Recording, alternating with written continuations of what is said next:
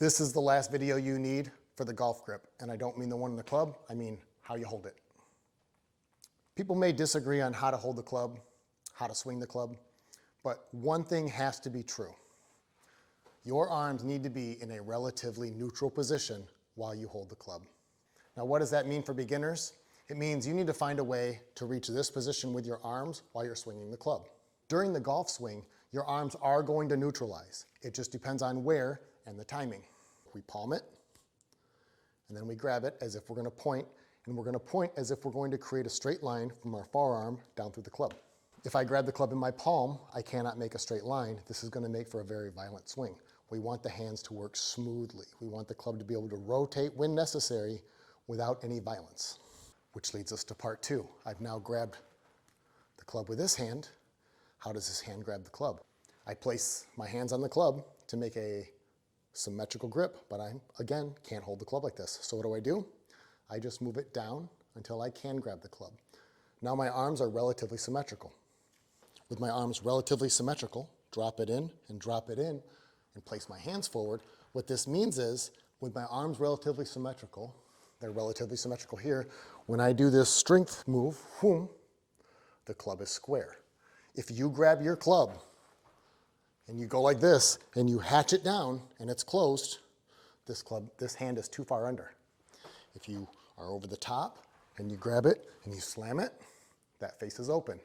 But here's the thing, for you advanced golfers or you intermediate golfers, if your hands are doing this and you grab the club and you do that move and it's closed or open, that's showing that there's an issue with your swing and your impact position, especially if you're able to hit it straight. So let's talk about a couple different ways to hold the club now. So this backhand is almost always going to be the same. This front hand can be in multiple positions over the top, and it can connect to the backhand in multiple ways. This is an interlocking grip. This brings my hands very close together, and it makes them work together. But the alpha wrist, which is your lead wrist, is still mostly in control. For a good golfer, this will be the easiest way for you to maintain control of the golf club while also allowing the right hand to do some action without doing too much action. The second grip would be the overlap. This is almost the same. I drag the hand in, but instead of interlocking these, I lay it over the top. What does this do? Well, first, the hands are now working slightly independently. And this hand isn't locked into a very secure position. So some people prefer this hand to be a little looser. And to be honest with you, the right hand doesn't do a ton in the golf swing. So it doesn't have to be perfectly locked in. I don't prefer this because I can feel my hands move around a little bit and I don't like my grip changing during my swing. So if this is the way you feel it's a better grip for you, it's fine. Now after this overlap is the baseball grip.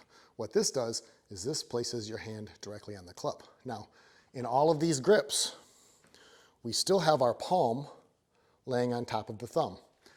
This is an overlap, interlocked, baseball. In the baseball grip, you cannot get it that close. It's going to move down the grip a little. What this does is it creates a stronger right hand. Do you need a stronger right hand? Well, some people believe they do because they're slicing the ball. But you don't actually need a stronger right hand to fix that slice. The problem isn't in your grip, it's in your swing. If your golf professional is telling you that the grip, your grip, is the most detrimental part of your swing, he's probably wrong unless you're holding it really, really bad. You see, golf professionals that don't understand how to hold a golf club or what the hands actually do will simply try to fix your grip and tell you that that's why. But the grip is usually you treating the symptom. What I mean is if I'm coming over the top of my swing, I'm very likely to be coming outside in, and if I don't weaken my grip, a lot of times the neutralization throws the ball pulled left, or I hosel it. So what we do is, for most golfers, is you're coming over the top, you create a weaker right hand, or you could create a weaker left hand, which would be rotating this way on the club. Now, what this does is when I neutralize my arms, it leaves the club way open.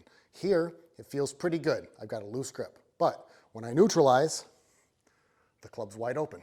You're probably seeing a theme here. A lot of the things that we're talking about, a lot of the issues that we're having with golf as golf professionals or just the everyday amateur, is not understanding why your body's doing the things it's doing and not understanding the most simplistic way to do things. I'm going to choose to teach with the interlock grip, and you can use any grip you want. Lay the hand in, grab, so I can point. Lay this hand a little further forward and interlock. But if I remove this hand and grab, I can point. It's an extension. So now my grip has very symmetrical hands. What does this mean? How can I tell? Take it back, chop some wood. If my arms are identical when I look in the mirror and my club is straight up, I have a very neutral grip. This is where we're going to start differentiating between other professionals. I don't believe that your grip does as much as you think it does. As long as your hands neutralize at impact and the grip is held in the right position, the ball should fly straight if you have the right swing. The last piece of this is once I grab my neutral grip with this arm and this arm, if I lean my hand slightly forward to make a lowercase y, and the ball is played in the center of my stance, my hands are now in front of the ball. This creates an extension of my forearm, and my strike is going to be with the hands in front. Now, what the grip and everything leads up to with the hands in front is this. If I'm striking in this position, my hands are starting to turn over at impact. The neutral position is here. But our timing determines if we hit it a little soon or a little late. A little late's going to hook. A little soon's going to push or cut. We're going to have a lot of problems trying to deliver the club head consistently.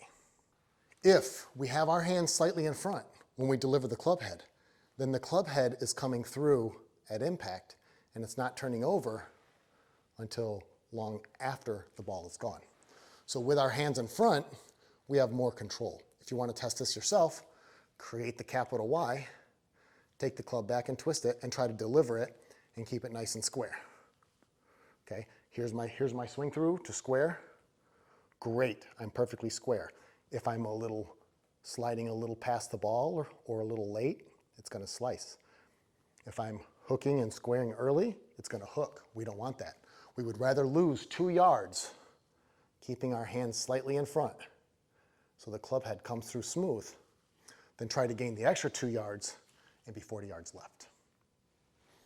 So now you pretty much know how to hold the club. In the next video, we're going to move on to the simple chip and the simple shot, and it'll leverage this grip so that you can start swinging the club right.